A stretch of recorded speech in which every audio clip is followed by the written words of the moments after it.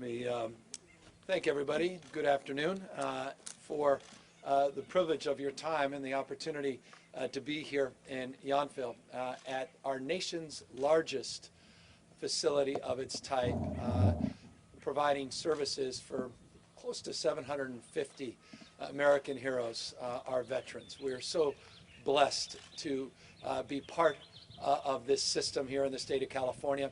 Our CalVets leadership that's assembled here, and Lisa and Stephanie and the Secretary of Veterans Affairs, who just in a moment I'll introduce, that we're here on Memorial Day weekend, or the kickoff of Memorial Day weekend. It's an important, solemn weekend for families, for the opportunity for millions and millions of Americans to come together across their differences, take time to reflect and remember those that sacrificed their lives for the cause we hold dear, and that's our freedom.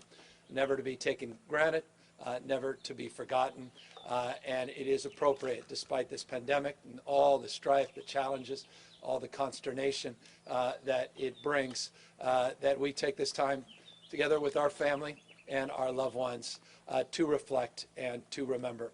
I know for our family, like so many others of you that are watching, this is an important weekend.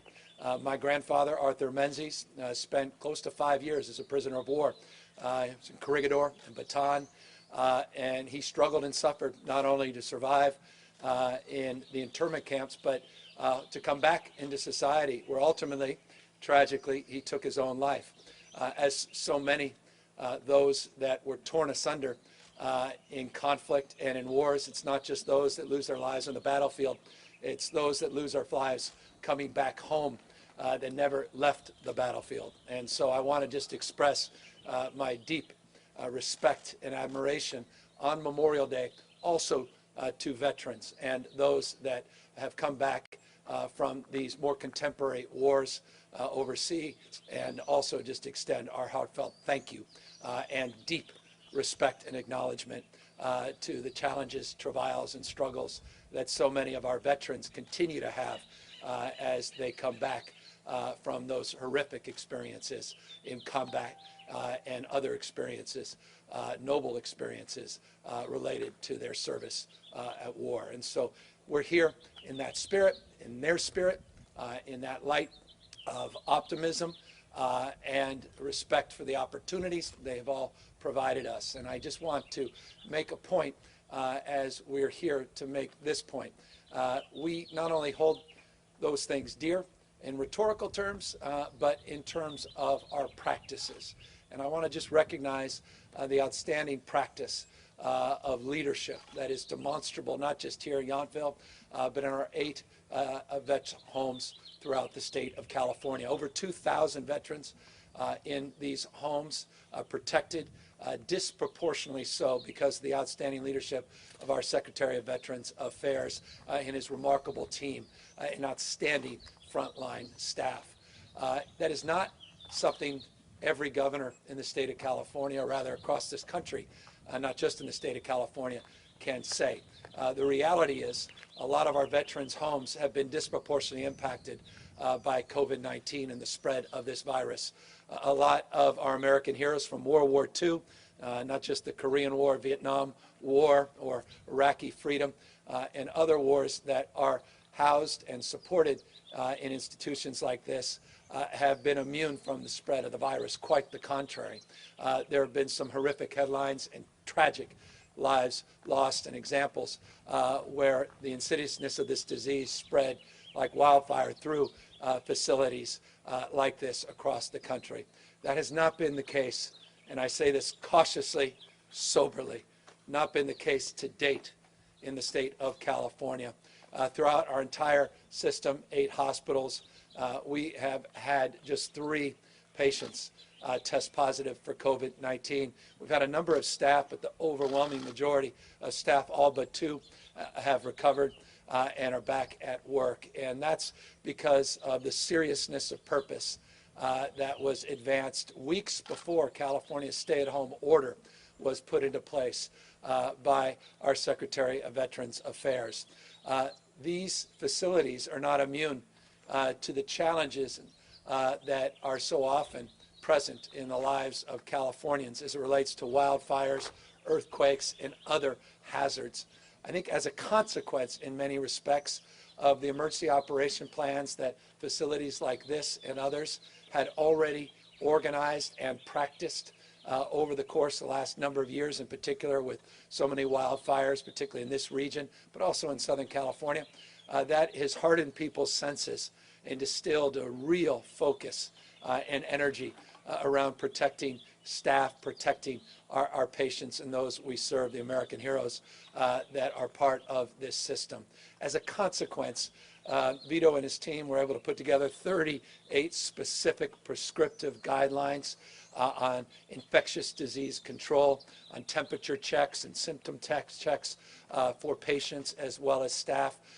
Just coming in here today, you could see the seriousness of this. It's like the TSA times infinity in terms of the number of checkpoints and people that are asking you personal questions about where you've traveled and your current symptoms and your health, doing temperature checks, people wearing masks throughout this facility, and the seriousness of the sanitation that has been put into place. It's because of those protocols that we have been able to protect the most vulnerable Californians. These are folks that are getting therapeutic care, not just recreational support, but assisted living, skilled nursing facilities within these facilities, all levels of care that are being provided to our American heroes. And so I just couldn't be more proud and privileged to have Vito and his team here, but more importantly, to have the Secretary of Veterans Affairs here to my right to say a few words and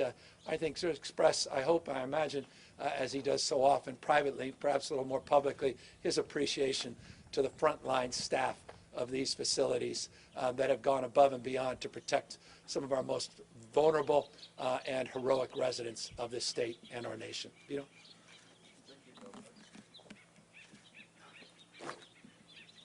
Good afternoon. Dr. Vito Imbasciani, Secretary of California Department of Veterans Affairs.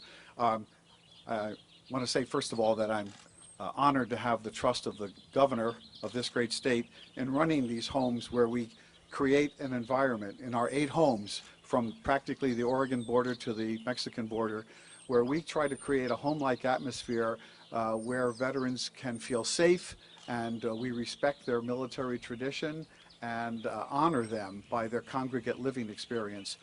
Before we came to this podium, the governor and I were further up the hill where this campus hosts a cemetery in which veterans of all of our wars are interred, going back to the Civil War and even earlier, the Spanish-American War. This is hallowed ground, and it's full of veterans who, as is the case with people who are in nursing homes across the country, are an extraordinarily vulnerable population, not only by virtue of their august age, and we have veterans here in their 9th and 10th decades of life, going back to the early days of World War II, but by their underlying disease burdens and by the burdens that they incurred by putting on the nation's uniform, picking up a weapon and defending our nations in battlefields whose names you're all familiar with.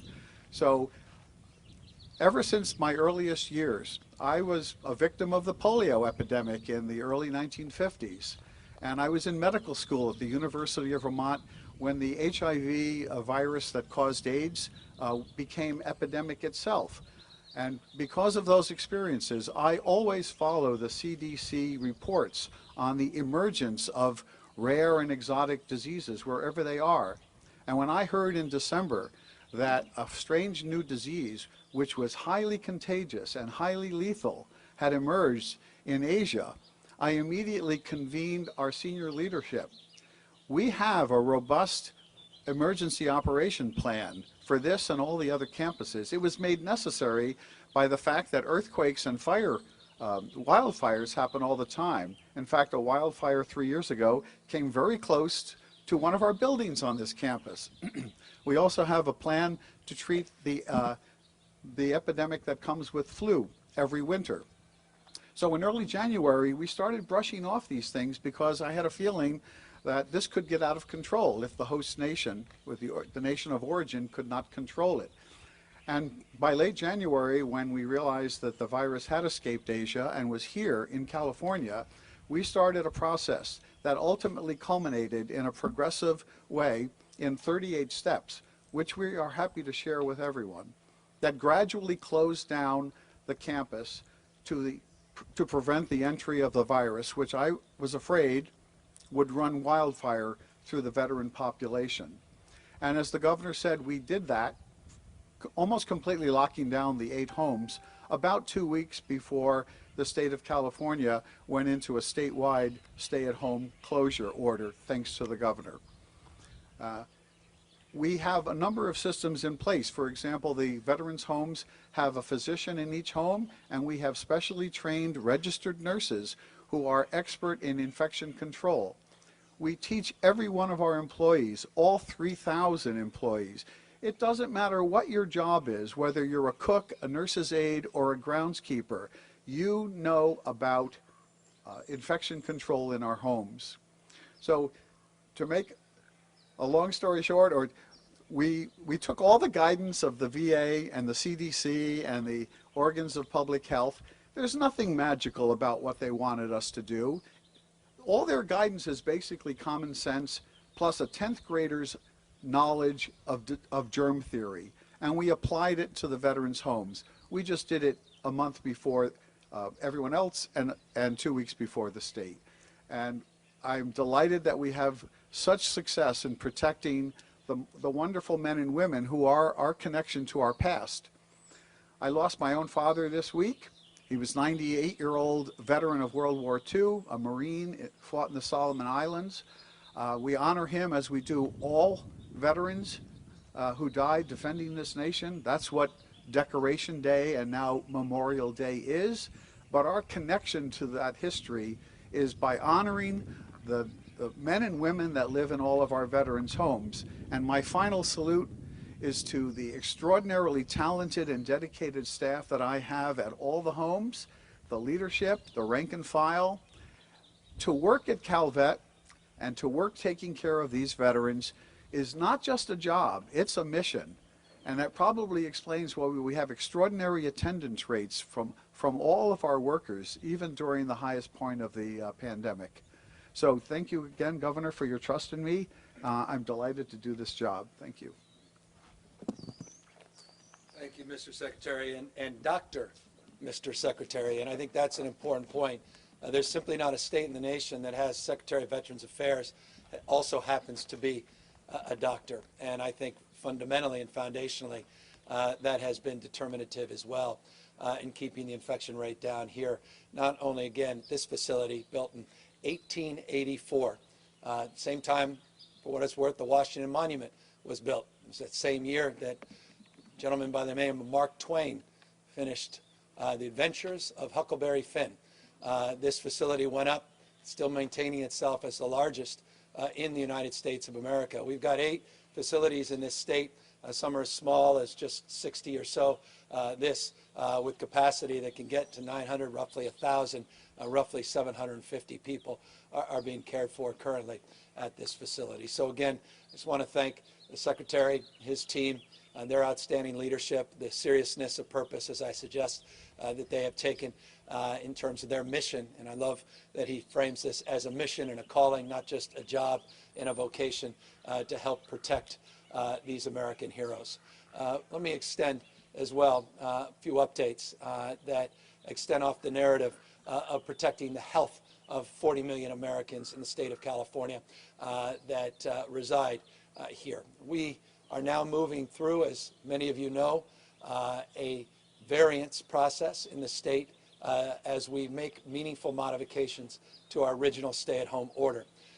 Many sectors of the economy in the state of California have already reopened as it relates to manufacturing, warehousing, logistics, retail sector reopening in real time, the restaurant industry reopening, including in this region of the state.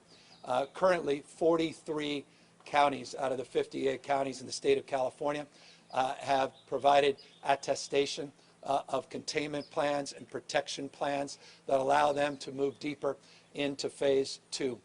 We are putting more and more responsibility on counties, not only as we move through through phase 2, but also into phase 3. We're beginning to reopen all sectors of our economy. This is happening in real time, and it's an iterative and dynamic process. Today, we have 43 that have self-attestation plans that have been put up, I expect, by later this afternoon and early this evening. As many as 45 counties will expect even more over the course of the next number of days. Our commitment is to continue to work with city and county leaders all throughout the state of California to address their concerns and their particular issues. This process has been remarkably collaborative. There are a few examples that are exceptions in the state of California that tend to get highlighted disproportionately, but I just want to express this. They're exceptions, and the incredible spirit of collaboration and cooperation is demonstrable in the engagement with city and county health directors and city and county elected officials from every part of the state of California. And that includes faith leaders. On Monday of this last week, I made a comment that was picked up by many, but perhaps not as many as I had hoped, that we were working with faith community to advance the efforts to begin to put out guidelines, processes, and procedures to keep the public health and safety of congregants and parishioners. We've been working throughout the diverse, interfaith community and within the diversity of our faith-based leadership all up and down the state, working on the differentiation, the large mega churches versus more neighborhood-style churches, the different styles of pews and sanitation protocols and synagogues versus working with other faiths. We've been working on those sectoral guidelines, and we are just days away.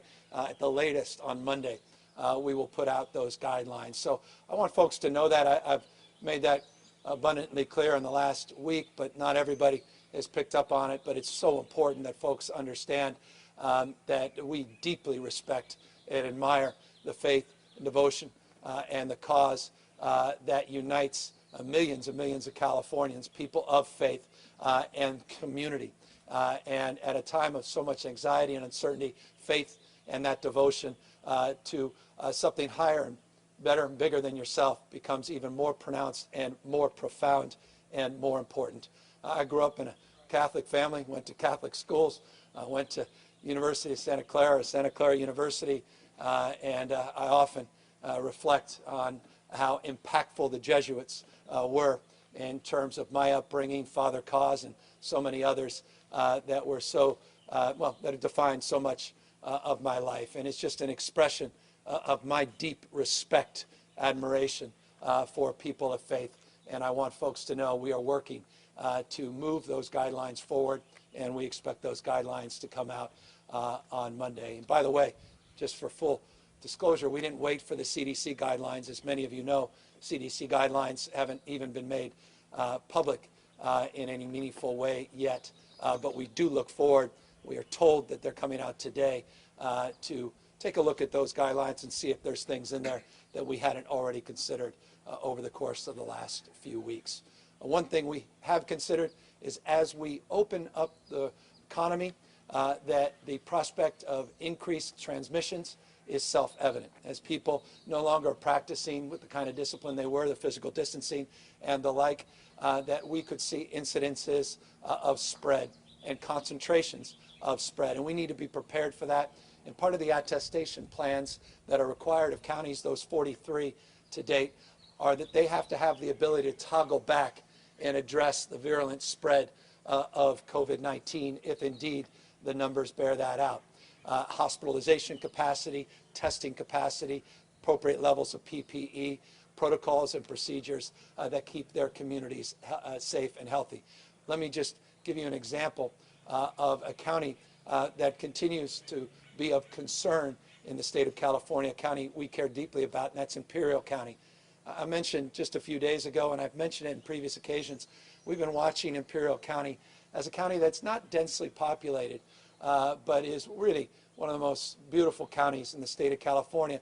And it's a county that has resources, but often those resources are stretched. They have a few hospitals in that county.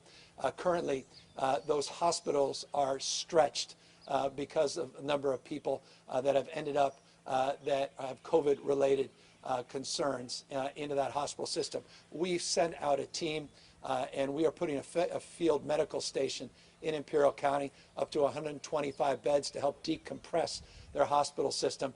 They've been utilizing ventilators. They were up to 70+% of their ventilators in use last week. I mentioned that on a few separate occasions. Today it's about 52%, but we're making sure that we get down there with appropriate PPE and make sure that our CalMat teams are present as well as CalGuard is present. So it gives you a sense of the kind of deployment that you may see in the future if we start to see some incidences of spread that cannot be contained, particularly in communities that don't necessarily have the resources of other communities. It's an expression of this, expression of faith and devotion to this cause as well, of your public health and the virulence of this disease. And look, we're at a facility that stood, Sentinel facility that stood up in 1918 and 1919 through another pandemic and an influenza outbreak. And there was a second and third wave in that pandemic. There were elected officials and leaders that were the anti-mask brigade, that were disgusted by the idea that people would appear so weak by having masks as opposed to the strength that I think is the symbol of wearing a mask. So many of the tenets of that history, they say history doesn't repeat itself, but it certainly rhymes. We need to be students of that history. We're at a facility that lived through that history. And so I just want to caution everybody as we move through Memorial Day to appropriately spend time, reflect on American heroes and the cause of freedom that united each and every one of them, the purpose of Memorial Day, and spending time with family, that we also do so in a thoughtful way, and that we are cognizant of not only our loved ones, but the reality of the spread of this disease. We saw an increase in the number of positive cases yesterday in the state of California. We saw 88 more human beings, 88 more families torn apart because of deaths related to this virus in the last 24 hours. So if you by any stretch of the imagination think just because the sun has come up and there's a sense of optimism that there's more light, not just in the surrounding environment, but at the end of this proverbial and figurative tunnel, those are proof points. But there's also another reality that is stubborn, and that is the virulence of this disease remains, and lives are continuing to be lost, even here in the state of California that has done so much not to experience that huge increase in cases, and actually is and continues to experience a decrease in terms of total number of hospitalizations, total number of people in ICUs. And as I do in these press conferences, let me say, I will remind you again that we are holding strong in that becoming more and more of a trend line, that we're not just seeing stability with hospitalizations in ICUs statewide, but we're actually seeing declines, 7.5% over a 14-day period in hospitalizations, 6.1% decline in total number of people in ICUs. And by the way, those numbers are more significant than they may appear in this respect. Those come off relatively stable numbers over the course of many, many weeks. Remember, we're not coming off a peak and seeing precipitous decline. We're coming off a relatively stable trend and still seeing some declines in ICUs and hospitalizations. And by the way, those are the 14-day trends, but we also saw a reduction yesterday. But again, I caution all of you, none of us live in the aggregate. Those numbers are in the aggregate. Imperial County is just an example of a community not living in the aggregate. Other parts of the state, completely different conditions, little to no spread, no cases, and that's why these variances are appropriate. And we're very, very pleased by the progress many of those parts of the state are making in terms of responsibly and safely reopening. More to come in that space.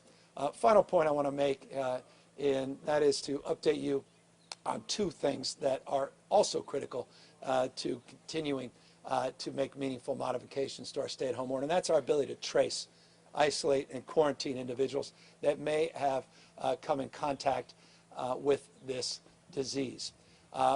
We announced a few weeks ago a partnership with UCSF and UCLA, partnership with the University of California system to train tracers, to work with our existing infrastructure of close to 3,000 tracers that already exist in our county health system, and to supplement that workforce. The goal is 10,000, the phase one goal, with the capacity to go up to about 18,000 with a second phase goal. We had 500 people that were our first cohort that were trained a week ago. 300 people are in this new cohort, and now we have a workforce of roughly 5% of those that are not in 24/7 jobs within the state of California that will provide us the human capital to get trained and commit 6 months to become part of this tracing corps that will get us to that 10,000 goal. Today we launched California Connected, and that's a PSA campaign to explain people what tracing really is and what it's not, because none of us are naive. I'm certainly not naive. When you get a call from some stranger on the phone saying they work with government, not everybody is pleased to receive those calls. Some may actually think it's fraudulent. Some may just be more reticent to tell the truth about what's going on, or even comfortable of spending a time having a two-way conversation. And that's why it's really important, as we train the tracers and build off the existing infrastructure that's been in place for years and years as it relates to tracing other diseases like measles and tuberculosis, HIV and AIDS, hepatitis, again, well established over the course of decades in this state, that we do so anew for COVID-19. And what makes this PSA effort so different is the cultural competency that's part of it. We're reaching out to communities that traditionally have not been reached out to as it relates to infectious disease control. Translating not just documents in multiple languages, but getting trusted messengers from within communities to let folks know that it's in not only their interest, but their community and their loved ones' interest to work with these trained professionals and provide information in a confidential manner. None of this information is shared. None of this information will ever, ever leave the vault that is a public health frame. This is all about mitigating spread and allowing us to move to reopen our economy much, much faster than we otherwise would. So while testing has substantially improved, and by the way, 1.5 million tests have now been conducted. Those are PCR tests, not the antibody tests. There's some states, lovingly I say this, that are conflating the antibody tests and PCR tests. We're not. Those are just the traditional swab-based PCR tests that you've become well accustomed to in the media, and maybe personally for those of you that have been tested. Our testing now is averaging over 45,000 tests a day. The good news, the positivity rate is holding steady. Why does that matter? I'll remind everybody, it's foundational. As you exponentially increase, and remember, we were doing 2,000 tests a day just 6 or so weeks ago. Now we're doing over 45,000 tests a day. When you increase the number of tests, you're going to, by definition, likely see an increase in the total number of positives. What we look at, though, is percentage of people testing positive to those, the denominator, that have been tested. We have been about 4.1% positivity rate over the last 7 days. That's very encouraging. It's been 4.4% if you pull back over a 14-day period. But those positivity rates are holding steady even as our testing substantially improves and increases. And I say improves, not just increases, because the improvement is where we're doing the tests, focusing on rural parts of the state, getting more testing facilities in Northern California, up into Mendocino, Lake counties, and also within our diverse populations in the state into black and brown communities. The partnerships with OptumServe and Verily have advanced that cause, and I'll continue to remind all of you on covid19.ca.gov. On covid19.ca.gov, you can type in your zip code and you can make a determination of the availability of free testing that is proximate to your residence. And we are doing our best to get up more sites in real time and know that testing is also foundational, but the tracing and tracking then become the then what question after someone has been tested positive, and making sure that we don't see a spread of additional cases. So progress being made in both places, and finally progress with PPE. Today, I get my morning inventory. Over 86.4 million procedure masks have now come into the state. These large contracts that have gotten so much attention are producing real results. And those results are very, very relevant to the reopening of our economy, because those masks come in, those masks go out, not just to facilities like this, but also to sectors that can help open the economy quicker. Getting them into the grocery sector, the food supply sector, the logistics and manufacturing sector. So again, good news on the PPE, progress on the tracing and tracking, and progress on testing, though again, all of those things have to continue to improve. No one's naive about that, and progress on the reopening of the California economy. And so I wanted just to leave you with that as we move into the weekend, in the spirit of some optimism, more guidelines coming out over the course of the next days, and certainly into the latter part of next week, even more will be statewide as well as regional. So that's the purpose of today, and update, as always, these press conferences, and now look forward to answering any questions. Hi, Governor. Scott Schaefer from KQED. I'll be asking questions today on behalf of journalists across the state and beyond. No surprise, a number of outlets are curious about your thoughts on President Trump's comments today. He called churches essential and said that he'll override governors who do not allow houses of worship to resume in-person services immediately. And as you know, there were some 1,200 churches in California that have announced their intention to ignore the shelter-in-place directive. So what is your response to the president's statement, and what is your plan for churches? I know you said you're going to be saying more on Monday or even sooner. Yeah, no, we said, going back the beginning of this week, we've said a lot in this space that we've been engaging faith community. We look forward reopening in a safe and responsible manner.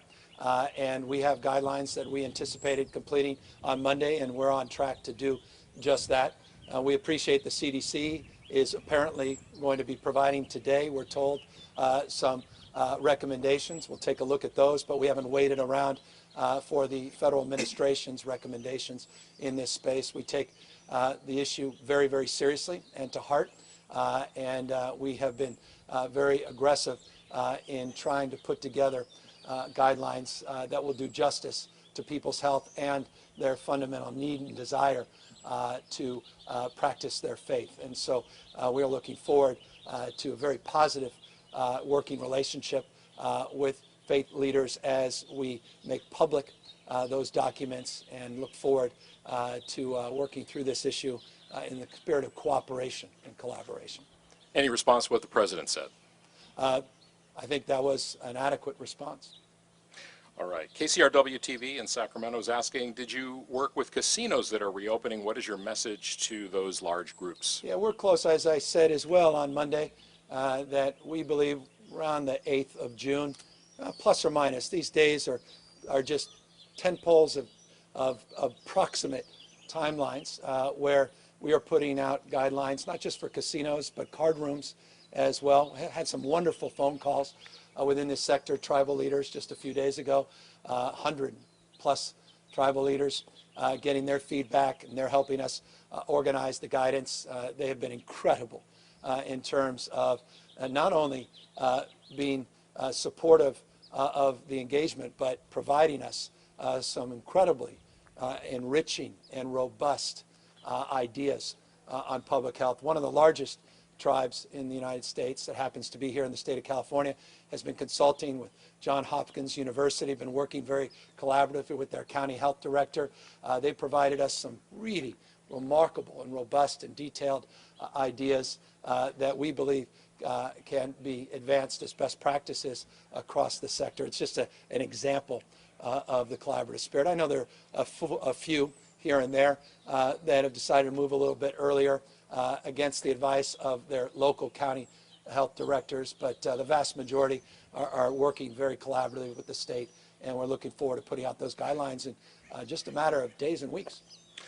Governor, a question from Jeremy White at Politico. As you know, there was a lawsuit filed yesterday by congressional candidate Darrell Issa and others challenging the legality of your vote-by-mail executive order. How concerned are you about that adding uncertainty to the November election, and will you push for legislation from the state legislature to be on firmer legal ground? No, we're on firm legal ground. Vote by mail is not novel in the state of California, nor was it in a recent special election. But we're confident in the effort. We believe it's the right thing. We also believe it's a nonpartisan issue. Public health is a nonpartisan issue. We want to keep people safe, and you'll still have points of contact for people that are disabled. People that are not as familiar with vote by mail will still have those points of contact for in-person voting opportunities. But we needed to move forward, sense of urgency, so we can prepare for the election. Many people know Utah, hardly a liberal state, has been doing vote by mail for years, not just Oregon and a few others. I think there's 5+ states that do vote by mail. But I think it's a responsible thing to do, to encourage people to vote and have an alternative to waiting in line and potentially, especially going back into the fall and experiencing a second wave that could put that election at risk. I think elections are too important. I think Mr. Issa's election's too important. So just to affirm, you do not need the legislature, or you don't think the legislature needs to weigh in at all? I think it's always healthy when people weigh in, and the extent the legislature, which by the way, trust me, weighed in, worked very collaboratively with us on the executive order. More importantly, it's been working very collaboratively with the Secretary of State, and we appreciate their work, and the extent they want to codify it, I think that could help as well. Why not? Question from my colleagues at KQED. The state's guidance still directs Californians to, quote, not gather with any number of people who are not members of your household. Do you expect changes to guidance around small gatherings, and how does this fit into the reopening roadmap you've created for businesses and schools? Yeah, this all is part of an iterative process. We said it's a dynamic process, and all of this will begin to change. Every single point of reference, specific and general, that's reflected in that stay-at-home order, we expect to change. So the answer is yes, we expect that to change. By definition, this is not a permanent state. We are in this current stay-at-home order because of a state of emergency, because of the spread of COVID-19. It wasn't last year. It was just a few weeks ago that this was brought to everybody's attention in very acute ways, including the president, who universally was focused on the needs of states, ventilators, personal protective gear, and actually was criticizing, I think, one state for moving too quickly to reopen just a few weeks ago, not years ago. It's a way of expressing this. I want folks not to develop amnesia, that this disease is still with us, and people literally are dying. People are losing their lives, including 88 families completely destroyed this Memorial Day and are mourning for the loss of a loved one. And we need to protect people, and to the extent that we are guided by health, we are, by science, by data. A lot of good data coming out in terms of stability and spread, but that's because of the extraordinary work of 40 million Californians practicing physical distancing. I just encourage them to continue to do the same, and the more we do to stabilize the situation, the quicker we'll be able to move forward with those modifications. But again, this is not months and months of a permanent state. It's a dynamic state, and every week, we will be making modifications, we anticipate, to that stay-at-home order as we did this week and have previewed for next week. Governor, a question from Associated Press. Assembly Budget Chair Phil Ting pointed out today that the state doesn't declare emergencies and give you complete authority to do whatever you want. Those may be his words. When we're fighting things like heart disease and cancer, the question is, now that we are 2 months into this pandemic and the number of hospitalizations have stabilized, do you still believe you need these emergency powers to spend public money with little oversight? Why or why not? Well, there seems to be a lot of oversight as it relates to those things, contracts being made public. I think 5, 6, 7, 8, 10 hearings that have been conducted. So I think that's encouraging. I encourage it, and I think it's appropriate. And I look forward. I've been looking forward to the legislature coming back for months now. And so there are plenty of things that are on my desk that I'm happy to hand over terms of issues that need to be addressed, and I look forward to engaging them as I've engaged the chair of the budget personally, directly on multiple occasions over the last many weeks and certainly many days, including a number of recent meetings related to the budget, and I applaud his oversight and his stewardship. Question from Brody Levesque at the LA Blade. A report from the Williams Institute at UCLA School of Law found that over 200,000 LGBT people in California have one or more medical conditions that put them at high risk of COVID-19, including HIV. There are still no data points forthcoming as promised by your administration in regard to the pandemic's impact on the LGBTQI community. Will you issue an executive order to implement the necessary changes to commence gathering these critically needed data points for the impact? What I love about that question, it's a wonderful bookmark. The previous question was, Governor, you need to work with the legislature. This question is, how can you bypass the legislature and decide an executive order? As I just said in the last question and answer, I'll answer it consistently. I look forward to working with the legislature. I've now on 4 separate occasions been asked that question specifically. On 4 separate occasions, I expressed a deep desire to reconcile this, but also was very specific about how proud I am to work with Scott Wiener, who's got a bill on this, and working with Scott and many other members of the legislature, including the LGBTQ caucus, of which I had the privilege of spending some time with a week ago. They have a bill. They would like to advance that bill. We are working very collaboratively to do exactly what needs to be done, and that's to reconcile an historic fact that predates the current pandemic, and that is the issue of data collection, the lack thereof in the LGBTQ community. Question from Doug Sovereign at KCBS. Many hospitals and medical professionals are still struggling to procure adequate PPEs and are even reusing masks. I know you said millions of masks are in the pipeline, but how are restaurants and retail stores supposed to compete to get masks, sanitizer, and other protective equipment they need in order to reopen safely under the new guidelines? So over 2 weeks ago, in fact, 2 weeks ago to the day, I believe we announced, though the days and weeks go by, so I may be off, we announced 11 million masks had been distributed just on that Friday. I announced exactly where they were distributed. You may recall we distributed to Department of Education masks, to in-home support service workers, to our child care facilities. We announced millions and millions of masks went to farm workers in this state, and I also announced millions of masks went into our food sector, including grocery stores, not just large chains, but desire to get it into smaller grocery stores. The reason I went through that litany a few weeks back, the reason I highlighted those 11 million masks was not in anticipation of that question, but in recognition of the need to provide more personal protective gear so that we can reopen our economy in a much more swift, robust way. The reason I began today's comments by mentioning the 80+ million procedure masks that have come in was to basically double down on our not only recognition of the importance of appropriate levels of personal protective gear, beginning substantively with the issues of masks, but to make the case, as I've made earlier this week and in multiple occasions over previous weeks, that we need to get those masks out, not just within the hospital system and the alternative care system, but now into the economy. And that includes to sectors of our economy.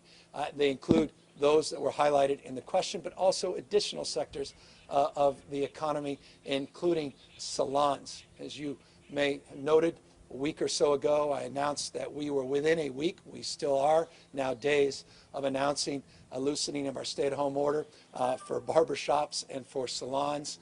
We now have a constructive process as it relates to personal care industry, broadly defined, in making sure we get feedback to put out guidelines in that space. PPE is a big part of that conversation, the extent that the state of California can service that gap, recognizing how difficult it's been for everybody to procure PPE. That is exactly what we have done and intend to continue to do. Governor, a question from Jacqueline McLean of KFSN ABC 30 in the Central Valley. What actions will the state take against counties that reopen into Phase 3 without state approval? For example, just this week, the Tulare County Board of Soups voted to allow its county to reopen into Phase 3, yet the county continues to see high daily positive test results and deaths. Yeah, it breaks my heart. It should break your heart. Families of loved ones that are impacted that may not have been impacted by COVID-19. May have a loved one lost their life, would not otherwise lost their life because people aren't working in the spirit of collaboration with their health professionals that understand the virulence of this disease and understand the consequences of being flippant about the moment. I'm deeply sensitive and I have deep admiration and respect for the elected officials in Tulare County. I want them to know that. And I want them to know I understand their deep desire that I share to reopen every aspect of the economy and go back to normalcy that we had just 100 days ago. And as they are well aware, we are working collaboratively with them, but they want to go deeper into the next phase against the advice of a lot of our health officials. And to the extent we'll continue to collaborate, continue to cooperate, we may have areas of disagreement. By the way, it's interesting, the county officials have disagreement with a lot of the city officials, where the city officials are saying, don't put this pressure on us, we don't want to go as quickly. So it's a dynamic that will work itself out. This isn't, again, an exception. Overwhelming majority of counties are working very, very collaboratively. I don't wake up to look to be punitive. I want to be responsible and respectful to the deep economic challenges that all of us are facing, and that's why the vast majority of the sectors of our economy have opened. But again, these modifications, I know, are difficult and are very vexing for business leaders as they navigate these very, very difficult times. And so I just want to reflect an empathetic, a sense of empathy and understanding to those that have disagreements and respect. But I hope that they know we look forward to working with them, and I don't take comments and resolutions personally. Governor, a question from Joe Matthews from Socolow Public Square. Before COVID, a third of Californians, including half our kids, were on Medi-Cal. Now those numbers are going up even more. Is Medi-Cal really strong enough to serve 14 or 15 million Californians and to get them timely access to high-quality health care? Is it sustainable? It depends how you define sustainable. It's situational. Situationally, we're required to do more and do better. And so the answer is, in the current short term, yes, we have to absorb those responsibilities. But there are trend lines over the course of decades as it relates to adequacy of care, cultural competency of care, geographic disparity of care, need and desire to train more doctors and have more rural areas of support, reimbursement rates in that space. We had made a lot of progress in the first year of our administration. I compliment Governor Brown for the progress he made in his administration. We have a blueprint for real reform. It was referred to in my State of the State and in my January budget as CalAIM. It was a $695 million appropriation to CalAIM that I was hoping to make this year. Working with Budget Chair Phil Ting and others, we felt it was inappropriate with all of the magnitudes of the cut to put forth those reforms at this stage because of the change in economic conditions. But I'm committed long-term to those reforms. So the answer to the question is long-term, no, but we're not committed to the status quo long-term. We're committed to reforms. We have the architecture, CalAIM, for those reforms and the supports that we provided in terms of reinforcement rates, new medical schools that we want to put up, the work we're doing to reimburse people that support Medi-Cal beneficiaries and paying off their medical debts, a whole panoply of reforms that are part of our package of substantively answering a very profoundly important question that deserves more than just a soundbite response. Governor, last question from Kevin Yamamura of Politico, and it's one I think a lot of parents are wondering about. Will summer camps and day camps be allowed to open this summer? Yeah, we're working very, very closely. In fact, I was just talking to the head of the California Teachers Association as just one example, but profoundly important example of leadership in this space, reflecting his members' concerns and reminding me of what I think all of us should be reminded of, and that is the nature of our system that's so decentralized throughout the state of California. Not only are we 58 counties, 470, almost 480 cities, but we're over 1,000 school districts in the state of California, independently led, with a deep appreciation and recognition that localism is profound as much as it is pronounced. The LCFF process that was developed under the previous administration went very specifically to this framework and advanced that cause, I think, in an appropriate way. So will the cause of reopening, recognizing that it's a bottom-up process, not a top-down process. It's a long way of saying this, that we have been working with many, many stakeholders in this space, not least of which the Superintendent of Public Education, the head of the state school board, Linda Darlene Hammond, many, many others, to work to put out guidelines, not only for reopening schools with the flexibility that are required to address learning loss associated with the end and the disruption of our school year because of COVID-19, but also in the space of summer schools. We have guidelines that will be updated. We already have had guidelines out and have been updated on multiple occasions for child care facilities. Those will be updated and out next week as well. We have summer camp and summer school guidelines that we're also working on. Expect many of those guidelines to be made public within a week or so. I want to give people plus or minus this 3-day holiday may delay for a day or two, but we are working very, very aggressively to make sure it's an inclusive process and to make sure before we put something out that people feel comfortable with what's put out and there are no big surprises. I'm a parent of 4. My oldest is 10. Youngest just turned 4. And I can assure you a big part of the tradition of my family are summer camps. We're becoming more and more of a tradition of summer school. And the issue of learning loss is profoundly important to me as it is millions of others in the state of California. I deeply want to be able to answer the question my kids ask me as well as kids all across, when can I go to camp or can I go to camp? And if summer school is going to open, what's it going to look like? I just did a PSA for LA Unified School District as one example on their summer school effort, but a lot of that was around distance learning in that space. So again, this is a dynamic space, and one has to recognize the regionalism and the localism that defines the education space broadly, as well as the variations that are being advanced as it relates to public health and public safety through our modification of the stay-at-home order that will also be determinative in terms of recognizing the needs of summer camps and the public needs and public health, not just safety of our children. I want to thank everybody, as always, for the privilege and opportunity of sharing some of these thoughts and updates with all of you.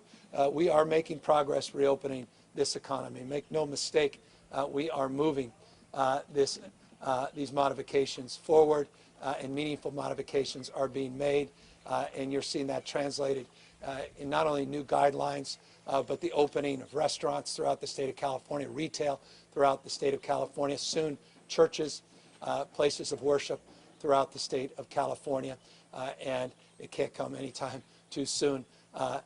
We hope our schools in a safe and responsible way, protecting our caregivers, protecting our teachers, protecting our support staff, and our students and their parents, always top of mind before we move aggressively in that space. I encourage everybody, as you move forward aggressively into a beautiful weekend that usually brings people together, please, to the extent possible, stay regionally, stay close to the cohort that you've been with. To the extent you go out, and you should do so thoughtfully and abide by local health considerations and guidelines, and wear face coverings as appropriate.